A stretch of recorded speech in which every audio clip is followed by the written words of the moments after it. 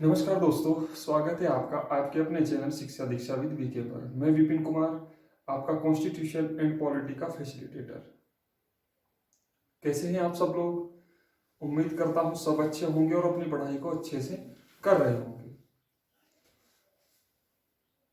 कल हमने चर्चा की थी, नागरिकता के बारे में हम पढ़ रहे थे और नागरिकता के जो विभिन्न आयाम हैं उनको मैंने आपके सामने डिस्कस किया और आपको बताने का प्रयास किया कि नागरिकता राष्ट्रीयता में क्या फर्क होता है।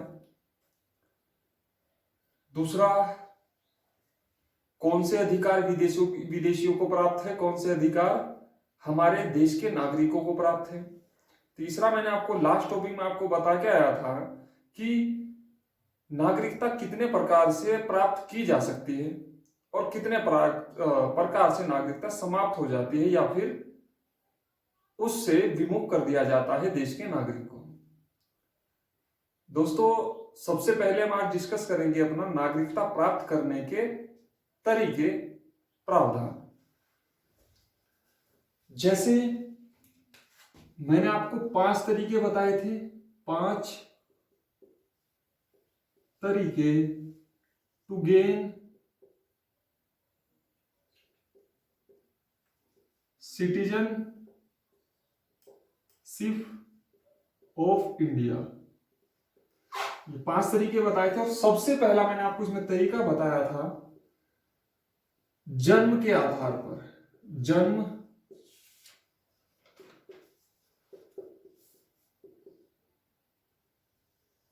के आधार पर सबसे पहले हम पढ़ेंगे कि जन्म के आधार पर वास्तव में नागरिकता किस तरीके से मिलती है। देखो दोस्तों, इसे समझने के लिए आप एक पैरामीटर खींचेंगे।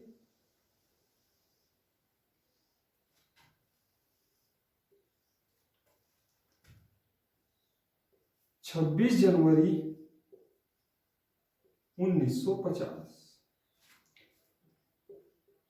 1 जुलाई 1987 और 3 दिसंबर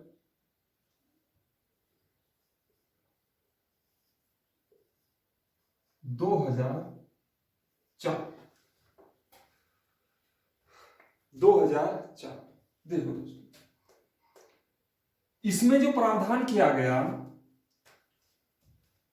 मैंने आपको बताया था कि जो हमारा नागरिकता एक्ट है वो 1986 87 में भी क्या हुआ, संशोधित हुआ। एक चीज तो संशोधन यहां हुआ था, हम जानेंगे कैसे संशोधन हुआ था। इसे माने आप ए कंडीशन,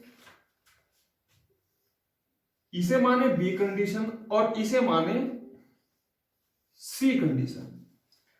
तो ए कंडीशन क्या कहती है, बी क्या कहती है और सी क्या कहती है, हम इनके बारे में यहां पर पढ़ेंगे। और मैंने आपको एक बताया था कि 2003 में भी अमेंड हुआ। अमेंड मतलब संशोधित हुआ। कोई भी एक्ट अगर मैं आपको अमेंड कहूं तो समझना कि वो संशोधित हुआ, उसमें कुछ फेरबदल किया गया। तो मैंने बताया 2003 में भी और 2003 दिसंबर 2004 से लागू हुआ था। डेट कतई नहीं याद रखनी है, बस आपको सन भी अगर याद रह जाए तो आपका काम चल जाएगा। सपोज ये कोई क्षेत्र है भारत का और इस भौगोलिक क्षेत्र के अंतर्गत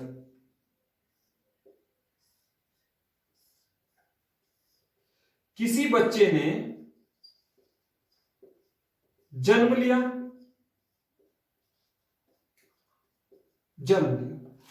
और इसके जो माता पिता हैं, इसके जो माता पिता हैं, पेरेंट्स हैं, वो कहीं के भी हो, बशर्ते उनके बच्चे ने जन्म कहां लिया, in the boundary of Indian geographical area, यानी भारत के भौगोलिक क्षेत्र के अंतर्गत यदि इसने जन्म लिया उसकी परिधि के अंदर, तो क्या हुआ, वो भारत का सदस्य हुआ। ये बात सीमा के अंतर्गत। तो यानी माता पिता कहीं के भी हो तो क्या होगा, वो भारत का, वो बच्चा होने वाला भारत का नागरिक होगा।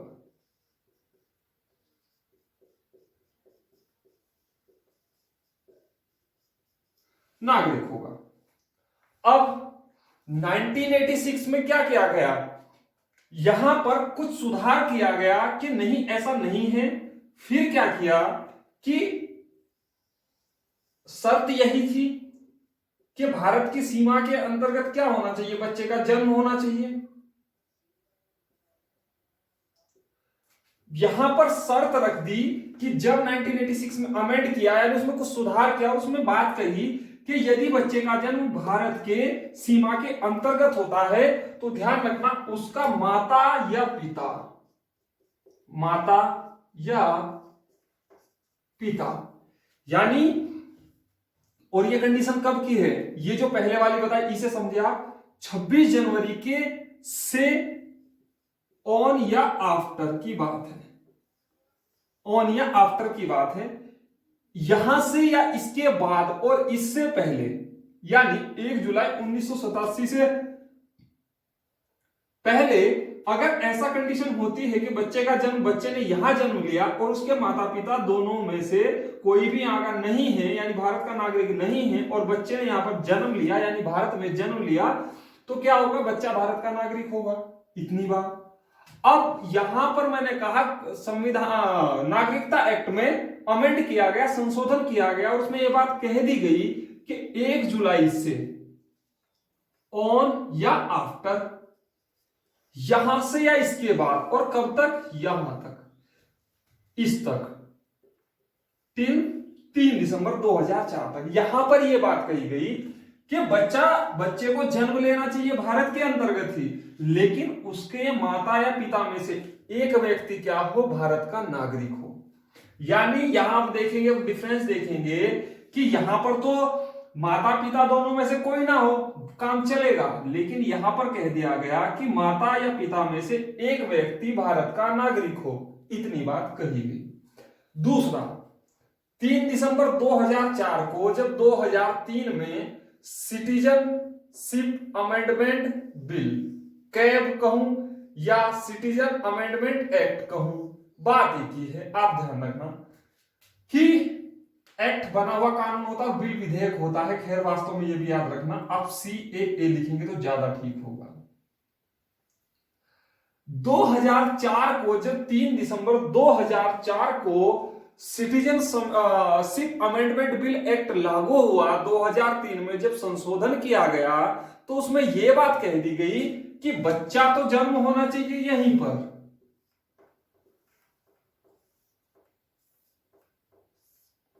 लेकिन इसके माता व पिता दोनों को क्या होना चाहिए, भारत का नागरिक होना चाहिए, भारत का नागरिक होना चाहिए। यह बात यहां पर कही तो दोबारा फिर समझे दोस्तों, मैंने कहा जन्म के आधार पर 3 क्राइटेरिया, 3 सीमा निर्धारित की गई कि यदि ऑन आफ्टर 26 जनवरी 1950 से या इसके बाद 1 जुलाई 1987 के बीच, इस टाइम पीरियड में कोई बच्चा भारत की सीमा के अंतर्गत पैदा होता है तो उसके माता पिता कहीं के भी नागरिक हो, लेकिन वो बच्चा भारत का नागरिक माना जाएगा। नंबर 1 बात। दूसरा, मैंने कहा कि 1986 में नागरिकता संशोधन क्या किया गया, संशोधन किया गया और 1 जुलाई 1987 से 3 दिसंबर 2004 तक यह प्रोविजन किया गया कि बच्चा भारत की सीमा के अंतर्गत ही पैदा हो, लेकिन माता या पिता को एक को भारत का नागरिक होना जरूरी है। दूसरी बात।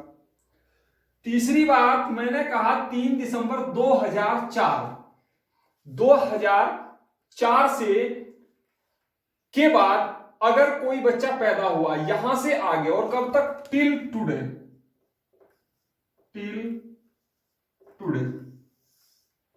यहां क्या हुआ कि माता पिता भारत के दोनों को क्या होना चाहिए, भारत का नागरिक होना चाहिए, तभी वो बच्चा भारत का नागरिक माना जाएगा। ये बात जन्म के आधार पर डिसाइड कर दी गई है ये बात। और यहां पर एक बात और जोड़ी गई कि माता या पिता में से कोई भी इलीगल माइग्रेट ना हो, अवैध प्रवासी ना हो, ये बात भी यहां पर जोड़ दी गई।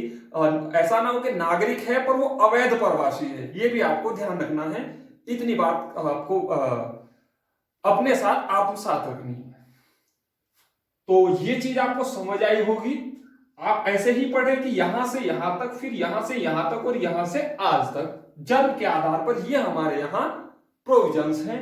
इसे आप नोट डाउन करें। फिर हम आगे बढ़ते हैं वंश परंपरा के आधार पर।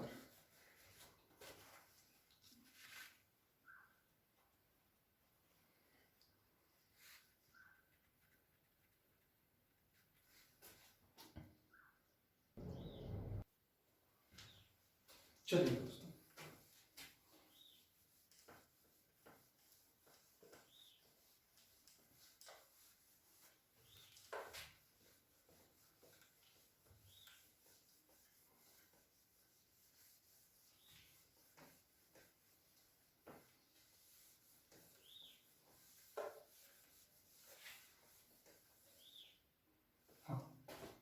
इसे भी मैं रफ कर देता हूं, आगे बढ़ेंगे हम। फिर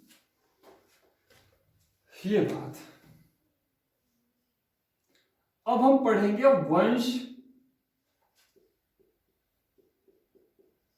परंपरा के आधार पर। देखो दोस्तों, इसमें भी आप क्राइटेरिया निर्धारित करें। अक्टूबर 1992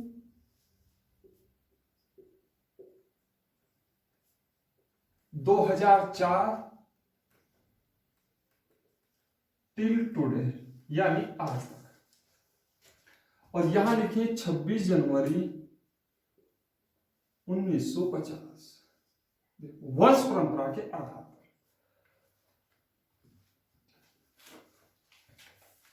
यहां पर क्या स्थिति कही गई, यानी एक तरीका यह भी हो सकता है, दूसरे तरीके के बारे में हम पढ़ेंगे नागरिकता प्राप्त करने के लिए। इसे माने हम ए, इसे माने हम बी और इसे माने हम सी।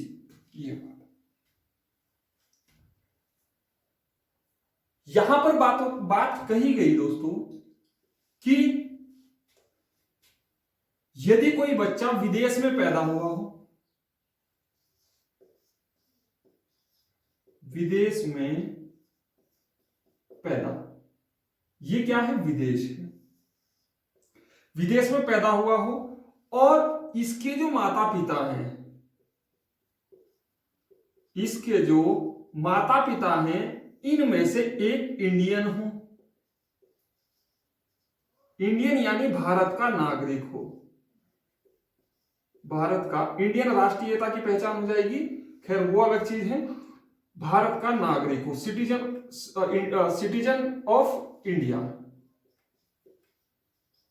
नागरिक हो।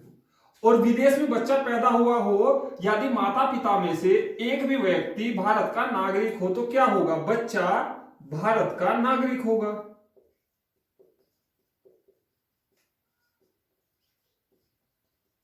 बच्चा भारत का नागरिक होगा वंश परंपरा के आधार पर।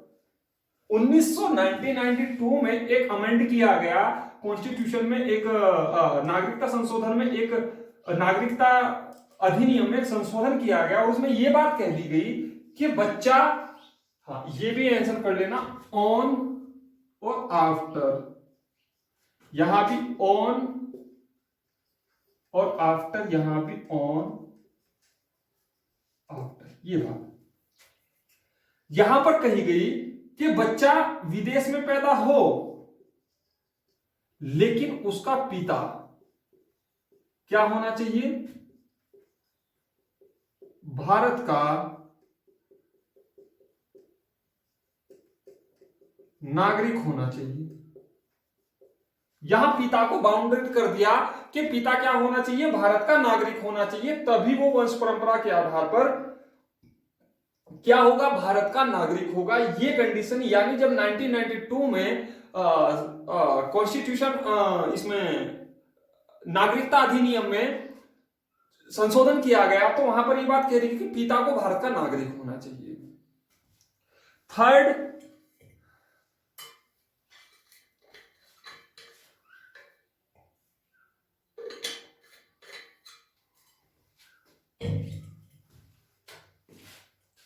जब यहां पर 2003 में अमेंड किया, यहां पर कहा गया दोस्तों, ये इंपॉर्टेंट है, ये इतना इंपॉर्टेंट नहीं है लेकिन इसे भी वंश परंपरा के आधार पर आप ध्यान रखेंगे कि बच्चा विदेश में पैदा हुआ, बच्चा विदेश में पैदा हुआ, विदेश में पैदा हुआ, लेकिन अब क्या है कि जो विदेश में एम्बेसी होती है, कॉन्सुलेट ऑफिस होता है। मैं आपको बताऊं, आप अगर किसी भी अन्य देश में रहते हैं तो वहां पर आपके देश का प्रतिनिधि का एक हाउस होता है जिसे एम्बेसी कहते हैं। जैसे ये भारत है और आप अगर दिल्ली गए होंगे तो आप देखना वहां पर विभिन्न देशों की एम्बेसी बनी हुई है, यानी उनके प्रतिनिधि के जो हाउसेज हैं और देशों के, वहां उनके प्रतिनिधि बैठते हैं और वो हाउसेज कहां बने हुए, दिल्ली में लाइन लगाकर बने हुए हैं। अगर आप कभी दिल्ली जाए तो जरूर देखें उसे। दूसरा, ऐसे ही सेम एज इट इज यदि कोई अन्य देश है तो वहां पर भी भारत की एम्बेसी होती है, भारत के प्रतिनिधि का एक घर होता है। तो वहां पर क्या होगा कि विदेश में बच्चा हुआ और इस बच्चे का रजिस्ट्रेशन 1 साल के अंदर, 1 साल के अंदर कहां कराना होगा, इस कॉन्सुलेट ऑफिस, क्या नाम है इसका, कॉन्सुलेट ऑफिस। यानी यहां पर पंजीकरण कराना होगा कि हमें यह संतान हुई है और इसे वंश परंपरा के आधार पर कहां का नागरिकता प्रदान की जाए, भारत की नागरिकता प्रदान जाए, क्योंकि हमने अब जो भारत का प्रतिनिधि कॉन्सुलेट ऑफिस है, एम्बेसी है, तो हमने वहां पर क्या किया, इसका रजिस्ट्रेशन करा दिया और साथ में यह भी घोषणा करनी होगी कि हम जहां पर वर्तमान में रहते हैं हमने उस वर्तमान देश का बच्चे का कोई भी पासपोर्ट नहीं बनवाया है। यह बात भी इसमें मेंशन होती है, यह घोषणा भी माता पिता को करनी होगी। इतनी बात वंश परंपरा के आधार पर बच्चे की जो नागरिकता है वो नागरिकता प्राप्त हो जाती है। दोबारा फिर समझें एक बार, मैंने कहा कि वंश परंपरा के आधार पर हमने दूसरा तरीका देखा कि वंश परंपरा के आधार पर हमने देखा 26 जनवरी 1950 ऑन आफ्टर, तो क्या हुआ कि भारत का नागरिक हो और विदेश या विदेश में पैदा हुआ हो, उसका माता या पिता दोनों में से एक भारत का नागरिक हो तो उसे क्या होगा, वो भारत का नागरिक होगा। दूसरा, जब 1992 में अमेंडमेंट हुआ तो अक्टूबर 1992 से ये बात कह दी गई कि पिता का भारत का नागरिक होना जरूरी है। यहां पर ये बात, तीसरी कंडीशन ये की गई कि बच्चा विदेश में पैदा हो लेकिन माता पिता को उसका रजिस्ट्रेशन 1 साल के अंतर्गत कहा भारत की एम्बेसी में, भारत के कॉन्सुलेट ऑफिस में रजिस्ट्रेशन कराना होगा। ये घोषणा करनी होगी कि हमने वर्तमान में जिस किसी अन्य देश में रहते हैं उस देश का हमने बच्चे का कोई भी पासपोर्ट नहीं बनवाया है या फिर अन्य किसी देश का बच्चे का पासपोर्ट नहीं बनवाया है। तो इस आधार पर, वंश परंपरा के आधार पर हम क्या है, भारत की जो सरकार है उस बच्चे को भारत की नागरिकता प्रोवाइड करा देगी, उपलब्ध करा देगी। इतनी बात इसके अंतर्गत थी। अब हम जाने तीसरा, यानी मैंने थर्ड कंडीशन बताई थी आपको, प्राकृत पंजीकरण, रजिस्ट्रेशन के द्वारा। अब इसे नोट डाउन करें फिर हम आगे बढ़ते हैं।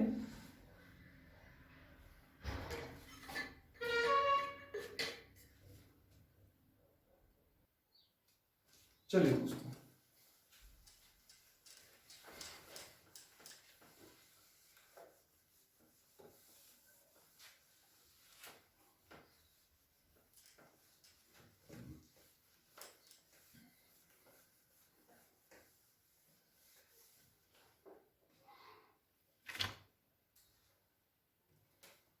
अच्छा,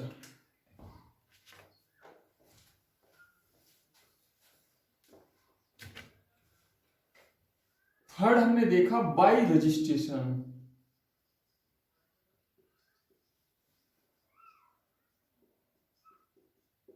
पंजीकरण के द्वारा, पंजीकरण के द्वारा। अब ये देखते हैं दोस्तों, पंजीकरण के द्वारा क्या होता है कि मैं कहूं, हाँ, इसमें पहली कंडीशन होगी ए, बी और सी। यदि कोई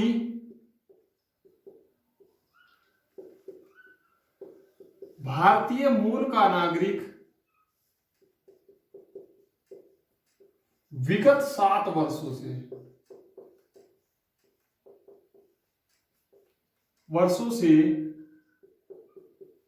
भारत में रह रहा है, तो वो रजिस्ट्रेशन के थ्रू क्या कर सकता है, नागरिकता प्राप्त कर सकता है। ये ध्यान देना, भारतीय मूल का व्यक्ति, नागरिक तो भी नहीं कहेंगे, व्यक्ति कहना ज्यादा सही होगा।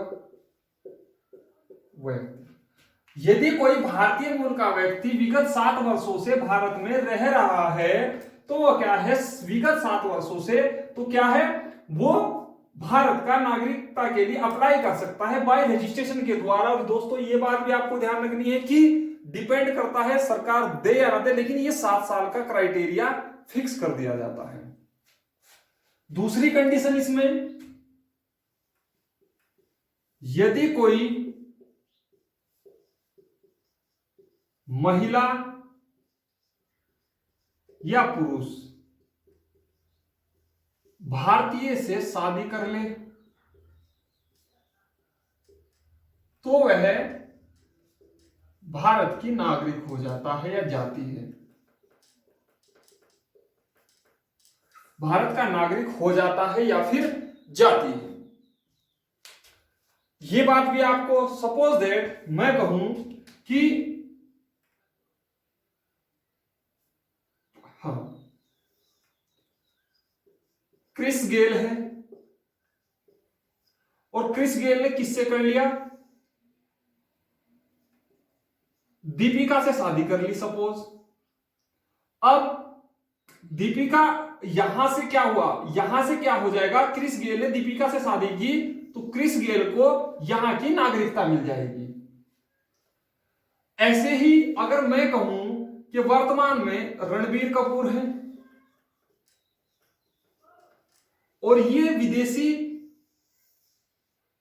एक्ट्रेस है, जो विदेश की एक्ट्रेस है, नाम ले ले हम, कौन ले, जैकलीन, श्रीलंका की है, और इसने से शादी कर ली, तो ये ऑटोमेटिक क्या हो जाएगी, भारत की नागरिक हो जाएगी। ये बात आपको ध्यान रखनी है। यदि इसने इससे शादी कर ली तो ये यहाँ की नागरिक हो जाएगी, और अगर इसने इससे शादी कर ली तो ये यहाँ की नागरिक हो जाएगी। और यही मतलब था कि कोई महिला या पुरुष भारतीय से शादी कर ले तो वह वहां का नागरिक हो जाती है। थर्ड कंडीशन देखिए इसमें, तीसरी कंडीशन क्या होती है, आई होप ये क्लियर हुआ होगा। तीसरी कंडीशन,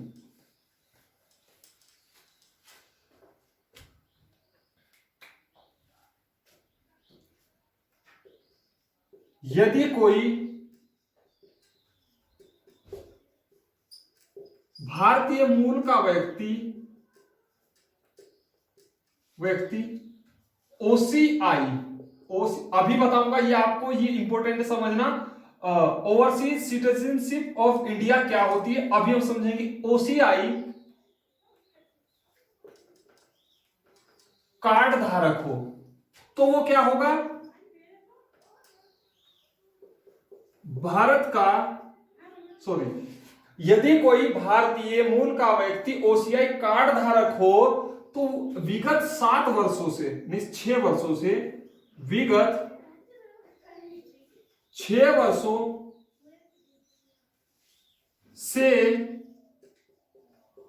भारत में रहने पर, विगत 6 वर्षों से भारत में रहने पर क्या होगा, भारत का नागरिकता के लिए, भारत की नागरिकता के लिए, भारत की नागरिकता के लिए क्या कर सकता है, रजिस्ट्रेशन करा सकता है, अप्लाई कर सकता है, इतनी बात। और इसमें भी 6 वर्षों को ध्यान दे, देखो दोस्तों, मैंने कहा भारतीय मूल का व्यक्ति, लेकिन उसके पास ओसीआई कार्ड नहीं है, लेकिन यहां पर क्या, भारतीय मूल का, उसके कितने साल, 7 वर्षों तक भारत में रह रहा है। अब लेकिन उसके पास ओसीआई कार्ड है, उसके लिए 6 वर्ष, और उसमें भी एक कंडीशन है कि 5+1, यानी 5 तो वो आता जाता रहे अपने देश में, कोई दिक्कत नहीं है, लेकिन विगत जिस बार वो अप्लाई करेगा उस बार क्या करना पड़ेगा, उसे 1 साल परमानेंट यानी स्थिरता के साथ भारत में रहना पड़ेगा, तभी वो भारत की नागरिकता के लिए अप्लाई कर सकता है। जैसे मैं कहूं कि मैं पिछले 5 साल से भारत में रह रहा हूं, लेकिन मेरा आना जाना विदेश में है, क्योंकि विदेश की नागरिकता है मेरे पास, लेकिन मैंने क्या किया कि पिछले 1 साल से हम क्राइटेरिया ले, अभी आज क्या है 27 मई है, तो 27 मई 2019 से 27 मई 2020 तक मैं यहां हूं, और मैंने जब 27 मई या 26 मई 26 मई, अगर मैं 26 मई को यहां हूं, 27 मई सॉरी, अगर मैं 27 मई को यहां हूं 27 मई 2020 को, तो मैं 28 मई को जाकर कह सकता हूं कि पिछले 1 साल से मैं कहीं विदेश नहीं गया हूं और परमानेंट कहां रहा हूं, भारत के अंदर ही रहा हूं। ये बात यहां पर लागू होती है। तो बाय रजिस्ट्रेशन ये 3 प्रोविजन है जो मैंने आपके समक्ष अभी उद्धृत किए, आपके समक्ष अभी डिस्कस किए। ये कंडीशन बाय रजिस्ट्रेशन के द्वारा नागरिकता प्राप्त की जा सकती है, इतनी बात। नेक्स्ट है प्राकृतिक रूप से।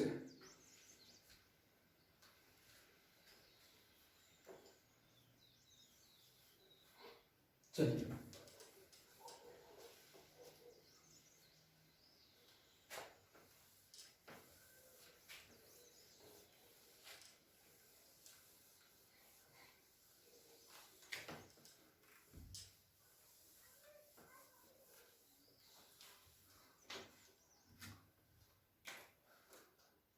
नेक्स्ट आता है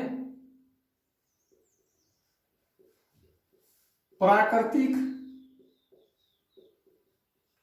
देशीयकरण या सहजीकरण।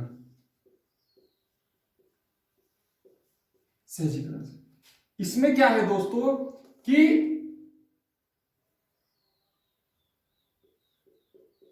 जो व्यक्ति भारत की नागरिकता प्राप्त करना चाहता है,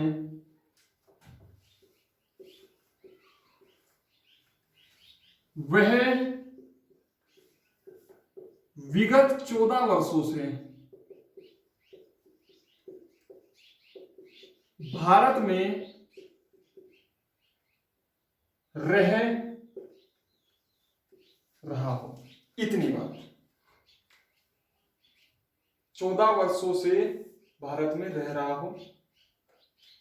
इसमें एक चीज करेक्शन कर लेना, 14 वर्षों में से, ऐसे लिखना, ये लैंग्वेज थोड़ी सी गलत हो जाएगी, में से 12 वर्ष भारत में गुजारे हों, ये ज्यादा सही रहेगा। मैंने कहा कि जो व्यक्ति भारत की नागरिकता प्राप्त करना चाहता है वह विगत 14 वर्षों में से 12 वर्ष उसने या 12 वर्ष भारत में गुजारे हो या भारत में रह रहा हो, ये बात। और इस 12 वर्षों में भी दोस्तों ध्यान रखना कि ये तो चल सकता है कि 11 वर्ष क्या है, 11 वर्ष वो आता जाता रहे, वही कंडीशन, लेकिन 1 वर्ष स्थायी रूप से भारत में रहा हो, ये बात यहां पर निकल कर सामने आई कि यदि 14 वर्षों में से 12 वर्ष उसने भारत में स्पेंड किए हों और 11 वर्ष और 1 वर्ष स्थायी रूप से, तो अब आप सवाल किसी भी तरीके से पूछा जाए कॉन्सेप्ट आपको कि टोटल कितनी सीमा निर्धारित है, 14 वर्ष मैक्सिमम, और 14 वर्ष में से 12 वर्ष, कम से कम 12 वर्ष वो भारत में रहा हो, और उसमें भी 1 वर्ष, तो 11 + 1 कितना 12, और 14 में से कितने 12 वर्ष, आप 7 वर्ष के साथ, और वहां मैंने लिखा है भारतीय मूल और यहां लिखा है कोई व्यक्ति, तो ये बात आपको ध्यान रखनी है। अदनान सामी इसी के अंतर्गत क्या प्राप्त की है, उसने भारत की नागरिकता प्राप्त की है।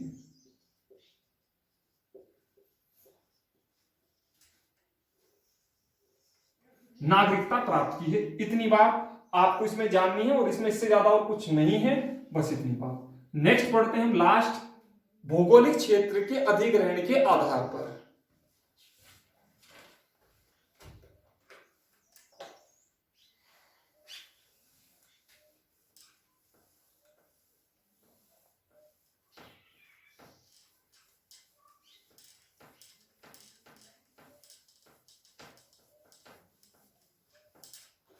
देखिए दोस्तों,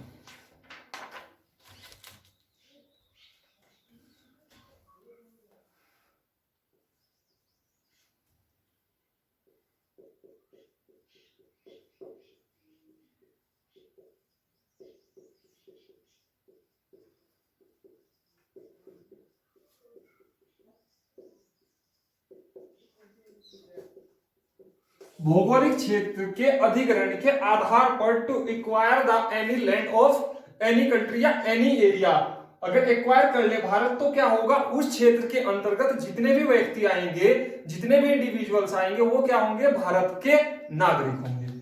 जैसे मैं कहूं आपको,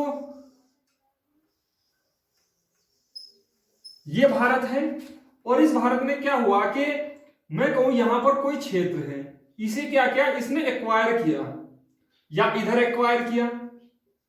ऐसा मान लो 2 मिनट के लिए कि बांग्लादेश को एक्वायर कर लिया इसने, इसे अपने, हालांकि ऐसा नहीं हो सकता, ये हाइपोथेटिक कॉन्सेप्ट है, फिर भी मैं समझाने के लिए बता देता हूं। या फिर हम कहें कि पाकिस्तान है, हमारे ये बाउंड्री मिलती है और पाकिस्तान का इतना एरिया हमने अपने यहां एक्वायर कर लिया, तो क्या होगा, इस क्षेत्र के जो भी नागरिक होंगे वो क्या होंगे, भारत के नागरिक होंगे।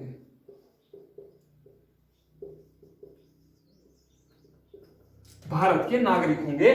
भौगोलिक क्षेत्र के अधिग्रहण के आधार पर यह कंडीशन लागू होती है कि भौगोलिक क्षेत्र अधिग्रहण के आधार पर यदि भारत ने इस क्षेत्र का, इस क्षेत्र का या फिर इस क्षेत्र का या फिर इस क्षेत्र का अधिग्रहण किया, तो अधिग्रहण के आधार पर वो जो क्षेत्र है, उस क्षेत्र के जो भी नागरिक होंगे, जो भी व्यक्ति होंगे, वो क्या होंगे, वैधानिक रूप से, लीगल रूप से भारत के नागरिक होंगे। इतनी बात आपको ध्यान रखनी है। ये पढ़ा हमने दोस्तों 5 प्रकार से जो नागरिकता हमारे यहां प्राप्त की जा सकती है, वो ये 5 तरीके हैं। आप वीडियोस को 1-2 बार जरूर देखिए, क्योंकि एक बार में ये समझ नहीं आते, 2 बार देखिए तब आपको बेनिफिट लगेगा। एक बार ध्यान से सुने और दूसरी बार फिर लिखने का प्रयास करें। एक बात और बता देता हूं दोस्तों मैं आपको, अगर आप सोच रहे हैं मात्र वीडियो सुनकर याद रख सकते हैं, तो आप भूल कर रहे हैं। तब आप मेरे चैनल को फॉलो मत करें और ना उसे देखें। मैं स्पष्टता कह देता हूं ये, क्योंकि मुझे कोई लोभ और लालच नहीं है। अगर आप एक सीरियस स्टूडेंट हैं, सीरियसली तैयारी करना चाहते हैं, तो आप इसके प्रॉपर नोट्स बनाएं, क्योंकि क्लास के बना हुए नोट्स आपके खुद के होते हैं। अगर आप किताब लाओगे खरीद के मार्केट से, तो मैं उम्मीद करता हूं कि आप उसमें से 70% भी नहीं समझ पाएंगे। ये मेरा पूर्णतः दावा है और मैं कह सकता हूं। इसलिए क्लास में जो भी पढ़ाया जाता है, एक बार वीडियो को आप अच्छे से सुने और फिर उसे अगली बार में नोट डाउन करने का प्रयास करें। क्योंकि जब आप 2 बार देखते हैं, और 2 बार नहीं, मैंने 100 ऑफ टाइम्स आप इसे देख सकते हैं, कितनी भी बार आप इसे देख सकते हैं, और उससे क्या होगा, आपके ऐप ये नहीं करेगा कि आप 10 बार देखें, लेकिन एटलीस्ट आप एक बार ध्यान से सुने और एक बार उसे ध्यान से फिर लिखने का प्रयास करें और अपनी पॉलिटी की प्रॉपर नोट्स बनाएं। मेरा पूर्णतः यह आशा है कि आपके जो सवाल है उससे बाहर नहीं जाएंगे। जब कभी मैं एक्स्ट्रा क्लास लूंगा पॉलिटी के ऊपर, तो मैं आपको बताऊंगा करंट में क्या चल रहा है, या करंट, क्योंकि मेरी कोशिश रहेगी कि मैं इसे बीच में कहीं भी छोड़कर ना जाऊं। करंट से जो भी रिलेटेड इश्यू होंगे, तो वो भी मैं आपको, पॉलिटी से संबंधित जो भी साल दर साल डिस्कस हुए होंगे, वो भी मैं आपके समक्ष रखने का प्रयास करूंगा, क्योंकि सवाल वहीं से बनने की ज्यादा संभावना होती है। तो दोस्तों, खैर ज्यादा ना कहते हुए, ये 5 तरीके हमारे यहाँ प्राप्त करने के तरीके थे। अब हम बात करेंगे नागरिकता हमारे यहाँ किस तरीके से जा सकती है। ये नोट डाउन करें।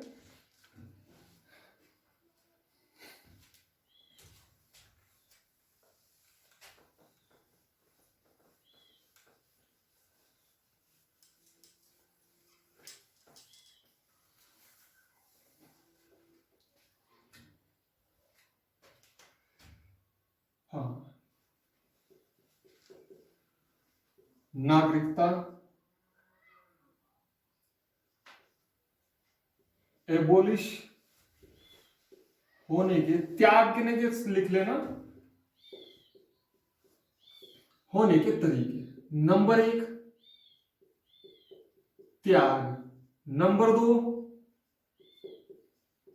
वंचन, और नंबर 3 अंत। ये 3 तरीके हैं हमारे यहां नागरिकता को त्यागने के।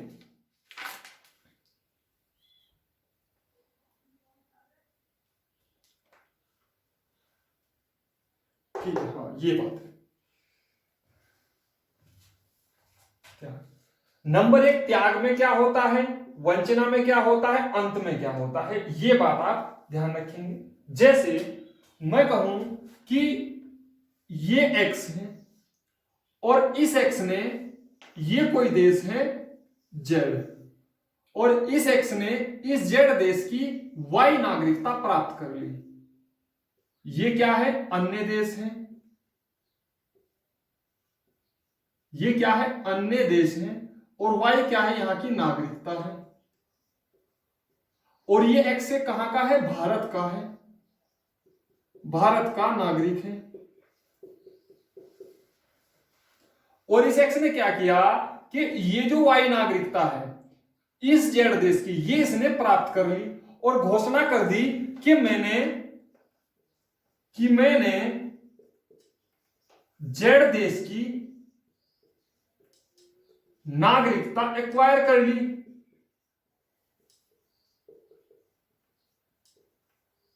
नागरिकता प्राप्त कर ली। तो इसके आधार पर क्या है, उसे वो क्या कर रहा है, यानी वो भारत की नागरिकता त्याग कर देता है। उसी समय से जब वो घोषणा करता है, उसी समय से वो भारत का नागरिक नहीं माना जाता। वो किसका नागरिक माना जाएगा, जेड देश का। दोबारा फिर समझें, मैंने कहा कि ये कोई देश है, ये भारत है, कोई नहीं भारत है, क्योंकि हम भारत के परिप्रेक्ष्य में पढ़ रहे हैं, भारत के कंटेक्स्ट में पढ़ रहे हैं। ये भारत है, ये इसका एक्स नागरिक है, ये जेड अन्य देश है, और ये यहाँ की वाई नागरिकता है। अब इसने क्या किया कि यहां से इसने ये वाई नागरिकता इस जेड देश की प्राप्त कर ली, और जब वाई देश की प्राप्त कर ली और घोषणा कर दी कि मैंने इस देश की नागरिकता प्राप्त कर ली, तो इसके आधार पर क्या होगा दोस्तों कि अब एक्स जो व्यक्ति है वो अब भारत का नागरिक नहीं रहा, वो किसका नागरिक हो गया, जेड देश का हो गया। इतनी बात। त्याग इस प्रकार से होता है। वंचना, पहले अंत पढ़ेंगे फिर वंचना पढ़ेंगे। अंत किस प्रकार से होता है कि यही कॉन्सेप्ट ध्यान रखना, इसने क्या किया कि यही किया और जेड देश की नागरिकता प्राप्त कर ली।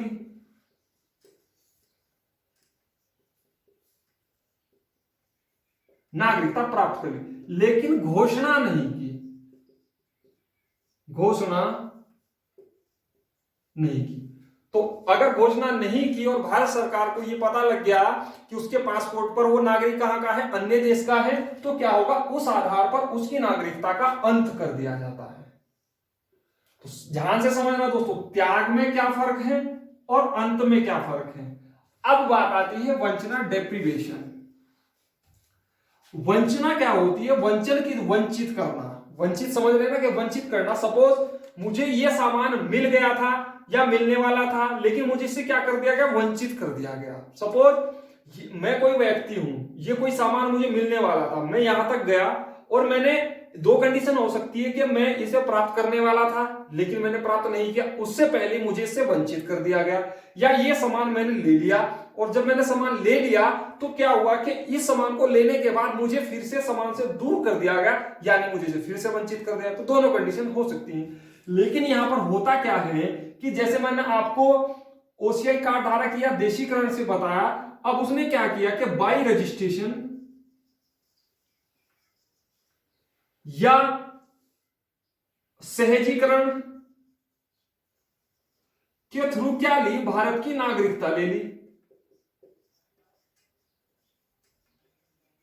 भारत की नागरिकता ले, लेकिन उसने कुछ मूलभूत जानकारी छुपा ली, कुछ मूलभूत जानकारी छुपा ली। और इसके कारण हुआ क्या कि जब मूलभूत जानकारी छुपा ली तो ये किसे पता लगी, भारत सरकार को पता लगी, क्योंकि भारत की संप्रभुता के लिए क्या हो सकती है, खतरा हो सकती है। तो क्या हो जाएगा, उसे अगर उसे नागरिकता प्रोवाइड भी करा दी है तो क्या होगा, उसे उसकी नागरिकता से वंचित किया जा सकता है। इतनी बात आपको ध्यान रखनी है। मैंने पहला कहा कि यदि कोई व्यक्ति किसी अन्य देश की नागरिकता को प्राप्त कर ले और घोषणा कर दे कि मैंने किसी अन्य देश की नागरिकता प्राप्त कर ली है, तो वो क्या करता है, नागरिकता त्याग करता है। अंत किस प्रकार से होता है कि यदि घोषणा न करे किसी अन्य देश की नागरिकता प्राप्त करने के बाद, तो उसकी नागरिकता का अंत कर दिया जाता है। वंचना, वंचन के आधार पर, या वंचित होता है कि यदि मैंने किसी देश की नागरिकता प्राप्त कर ली है, यदि भारत की नागरिकता प्राप्त कर ली है, तो ये सभी बातें मैं भारत की नागरिकता के बारे में बता रहा हूं कि भारत की नागरिकता प्राप्त कर ली है, तो इसके आधार पर क्या होगा, हम उसे, अगर उसने कुछ जानकारियां छिपाई है, इस आधार पर उसकी नागरिकता से उसे वंचित कर सकते हैं। इतनी बात आपको जाननी होगी।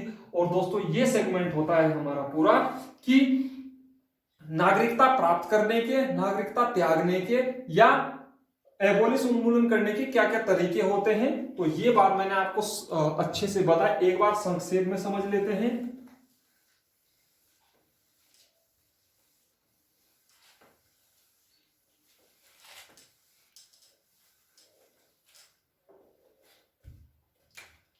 मैंने कहा प्राप्त करने के क्या तरीके, प्राप्त करने के तरीके 5 और त्यागने के 3। अब ये 5 क्या है, मैं आपको विस्तृत चर्चा कर चुका हूं और आप इन्हें अपने साथ आत्मसात रखेंगे। ठीक है दोस्तों, कल हम की क्लास में हम चर्चा करेंगे कि PIO, person of Indian origin, PIO sorry, और OCIs, और क्या OCIH, OICH, CH क्या है, इन दोनों से मिलकर बना है OICH, ये क्या है और ये क्या है, ये बात हम कल की क्लास में पढ़ेंगे। और इसे भी आपको समझना जरूरी है क्योंकि ये भी काफी महत्वपूर्ण मुद्दा है। और नागरिकता में इसके बाद आपको और एक सेगमेंट हम इसके साथ पढ़ लेंगे, प्रवासी दिवस।